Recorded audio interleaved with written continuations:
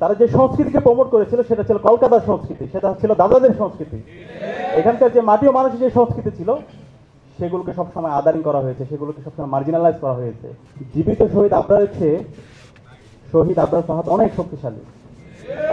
শহীদ আবরার ফাহাদ আমাদেরকে রাস্তা দেখিয়েছে আধিপত্যবাদের বিরুদ্ধে, আগ্রাসনের বিরুদ্ধে কিভাবে কথা বলতে হয়, কিভাবে ন্যায্যতা এনশিওর করতে হয়।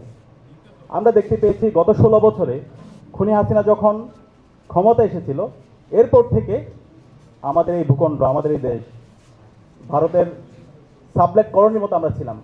এখানে কোনো আমাদের অর্থনৈতিক স্বাধীনতা ছিল না, আমাদের এখানে রাজনৈতিক নিপীড়ন ছিল এবং আমাদের এখানে সাংস্কৃতিক গোলামি ছিল।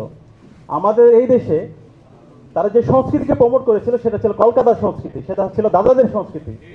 এখানকার যে মাটি ও মানুষের যে সংস্কৃতি ছিল সেগুলোকে সবসময় আদারিং করা হয়েছে, সেগুলোকে সবসময় মার্জিনালাইজ করা হয়েছে এবং সেগুলোকে সবসময় ক্রিমিনালাইজ করা হয়েছে, সেগুলোকে সবসময় প্রবলেমাটাইজ করা হয়েছে। এবং যারা এদেশের মাটি ও মানুষের কথা বলেছে, যারা ইনসাফের কথা বলেছে, যারা আধিপত্যবাদের বিরুদ্ধে, আগ্রাসনের বিরুদ্ধে যারা কথা বলেছে, তাদেরকে বিভিন্নভাবে ফ্রেমিং করা হয়েছে, ট্যাগিং করা হয়েছে।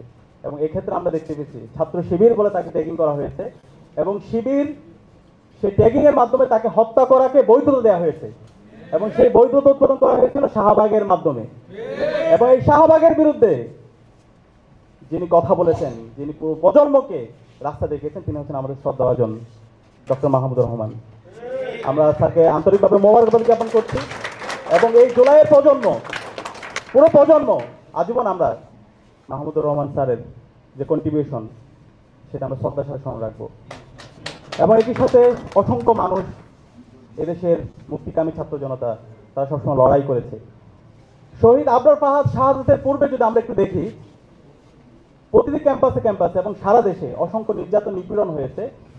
নিপীড়ন করার পরে আপনারা দেখতে পাবেন ক্যাম্পাসে যতগুলো নিউজ হয়েছে সেই সময় সেগুলোকে শিবির সন্দেহে এভাবে হচ্ছে ফ্রেমিং করা হয়েছে।